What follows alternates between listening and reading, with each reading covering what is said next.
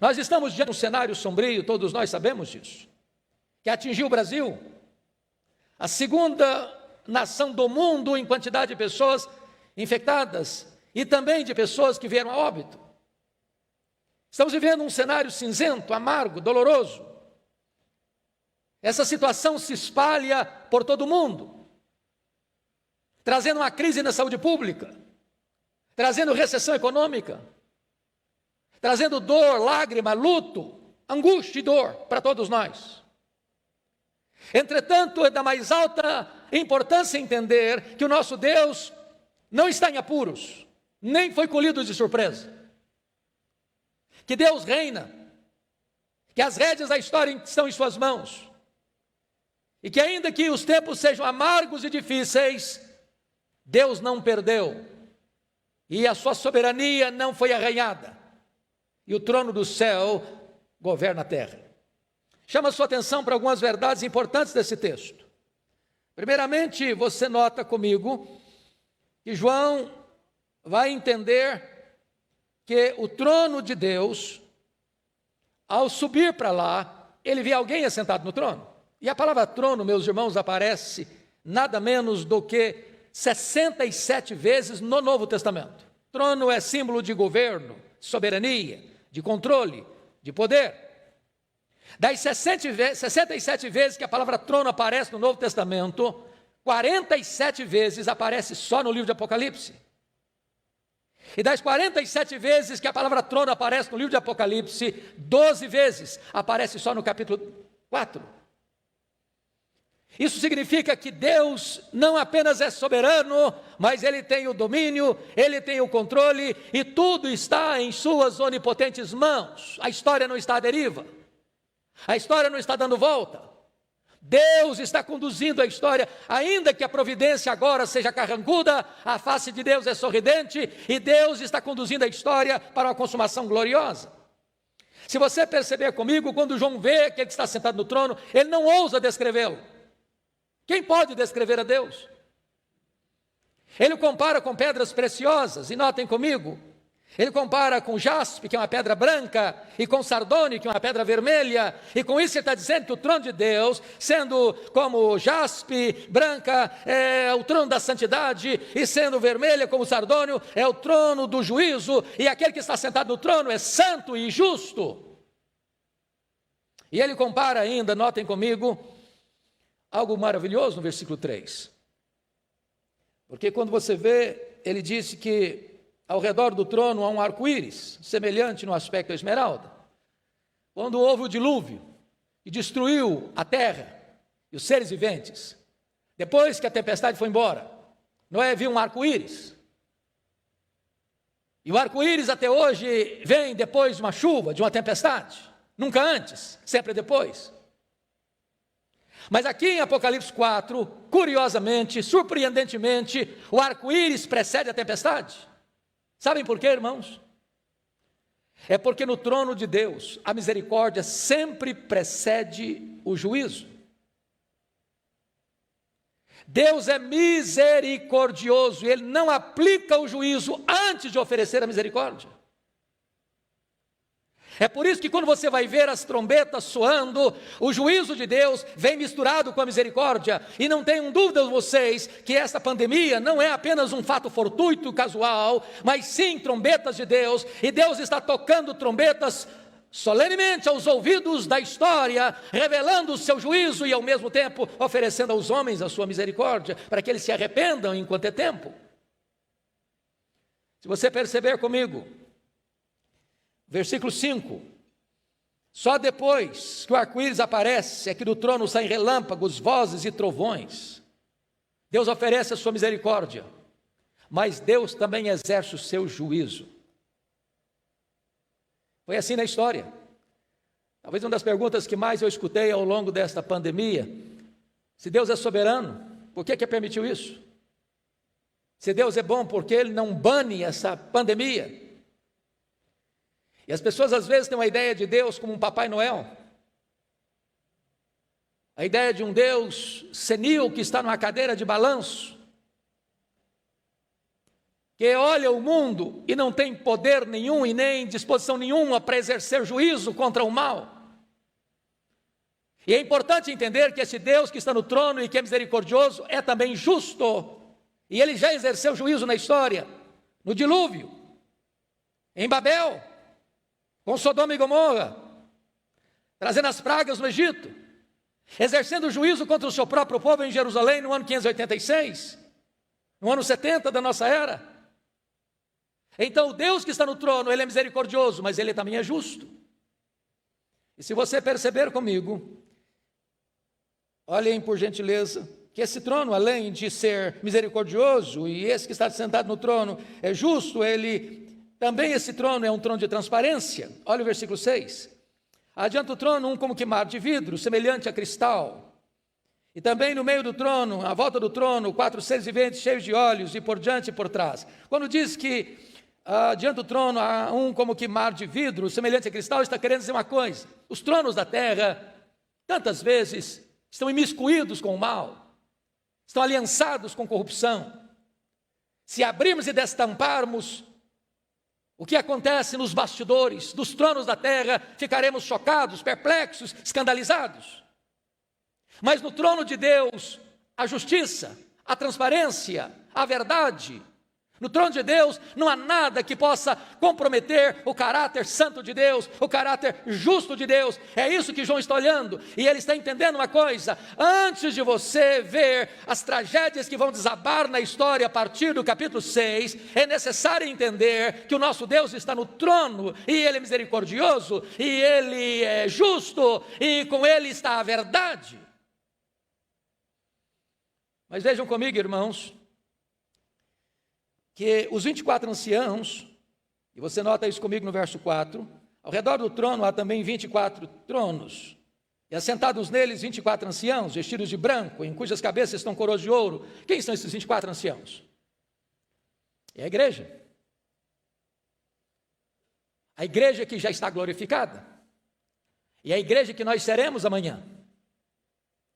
É muito importante você entender, não importa o que vai acontecer daqui para frente, não importa quão carrancuda seja a crise, não importa quanto o mundo vai sofrer, o destino da igreja não é apenas o céu, é o trono.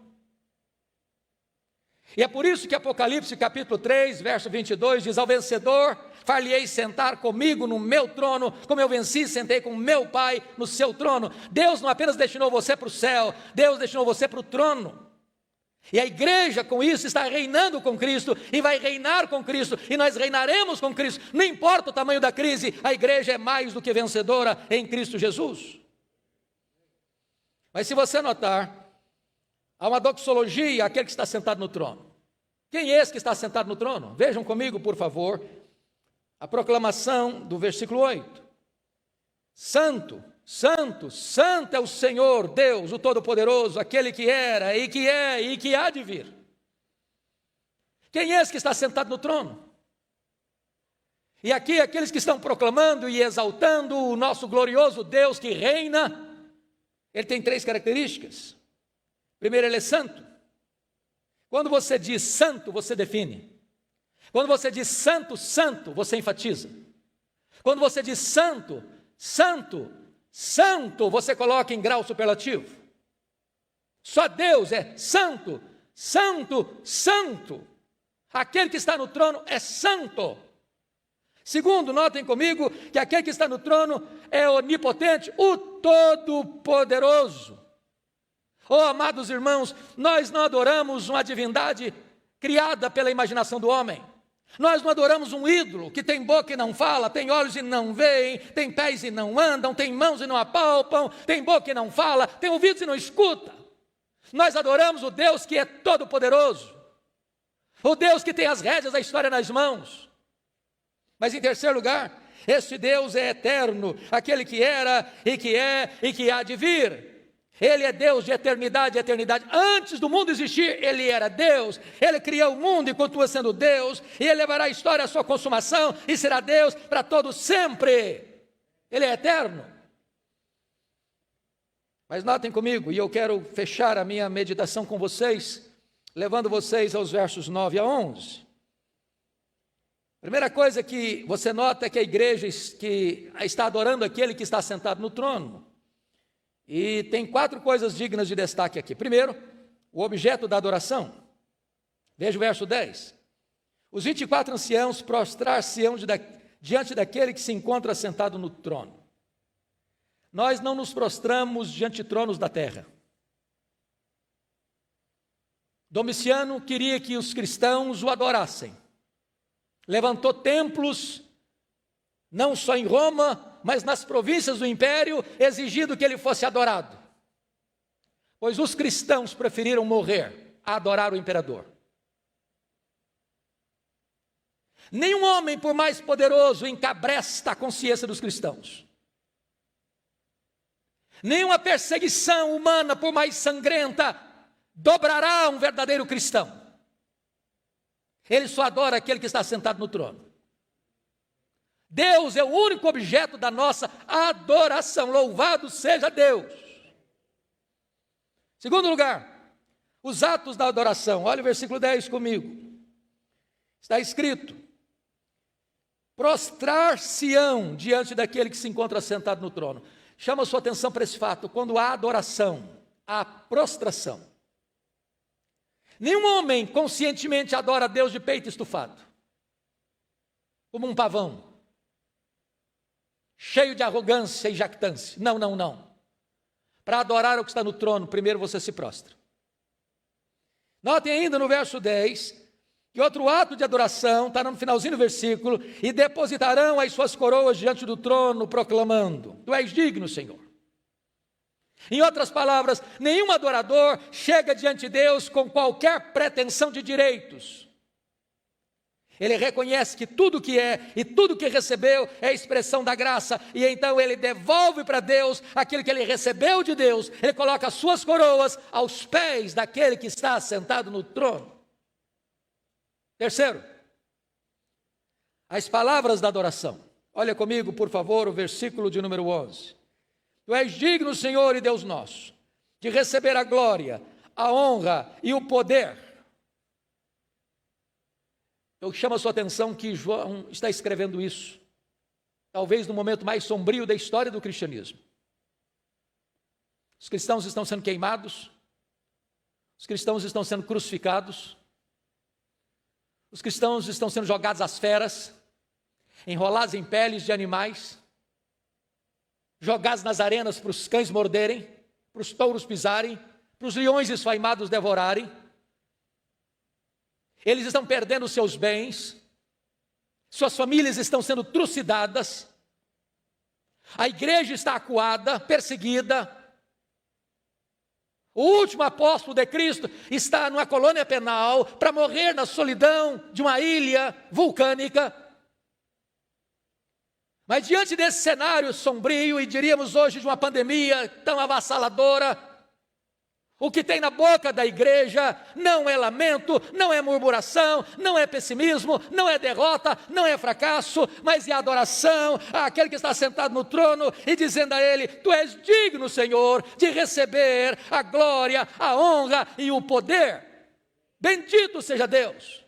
A igreja não está de cabeça baixa, a igreja não está fracassada, a igreja não está derrotada, a igreja não está pessimista, a igreja mais do que nunca está forte, animada e vitoriosa em Cristo Jesus. Mas finalmente, amados, a razão da adoração está escrita aí no versículo 11. Tu és digno de receber, ó nosso Deus e Senhor, a glória, a honra e o poder, porque todas as coisas tu criaste, sim, por causa da tua vontade, vieram a existir e foram criadas. O mundo não surgiu por acaso, não surgiu espontaneamente, não é fruto de uma explosão, não é resultado de uma evolução de milhões e milhões de anos. Você não veio de um símio, você está aqui porque você foi pensado por Deus, você foi amado por Deus, você foi chamado por Deus, você é obra-prima das mãos de Deus, você tem as digitais do Criador, você foi criado à imagem e semelhança de Deus, e você é especial para Ele, você foi amado por Ele, você foi escolhido por Ele, você foi chamado por Ele, você foi redimido por Ele, você foi selado por Ele, o seu nome está escrito no livro da vida, e você é precioso para Ele. Ele criou você, Ele salvou você, Ele segura segura você na sua mão poderosa e Ele conduzirá você à glória. Que Deus nos ajude, amados, a entendermos que o nosso Deus reina e que o trono do céu é a sala de comando do universo. Que Deus nos abençoe. Amém.